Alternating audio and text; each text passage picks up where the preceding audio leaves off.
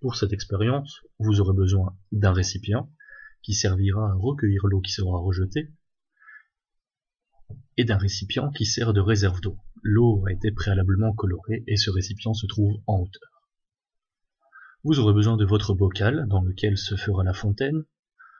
Le couvercle a été doublement percé et 2 pailles y sont insérées, une longue et une courte. Le tout est fermé de façon étanche.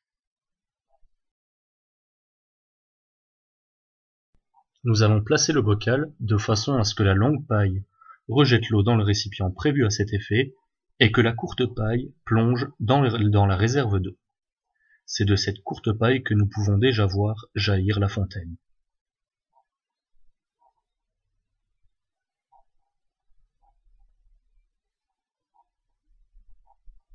La fontaine perd petit à petit en puissance et va finir par s'arrêter lorsque le niveau d'eau dans la réserve sera en dessous de la paille. C'est ce qui se passe à cet instant.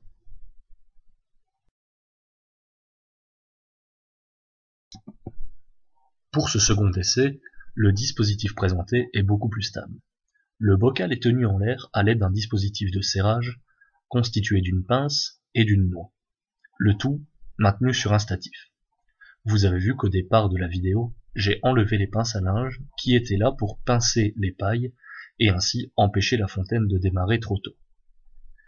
Cette fontaine-ci a un peu moins de vigueur que la précédente, pour ne pas dire beaucoup moins, dû au fait que la paille qui sert à pomper l'eau dans la réserve se retrouve collée à la paroi, ce qui empêche de pomper de façon optimale et donc limite l'effet de la fontaine.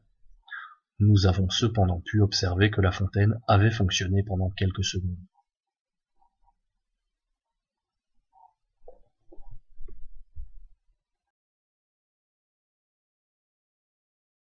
Je vais maintenant vous expliquer pourquoi cette fontaine apparaît. La première étape est l'eau qui s'évacue du bocal par la longue paille et qui va directement dans le récipient prévu à cet effet. De ce fait, le volume ici, qui est occupé par de l'air, sera, de façon instantanée, un tout petit peu plus grand.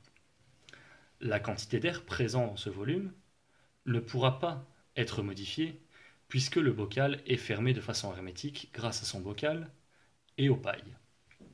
Nous avons donc une même quantité d'air pour un volume un tout petit peu plus important. La pression à l'intérieur du bocal sera donc un tout petit peu diminuée. Instantanément, le dispositif sera rééquilibré.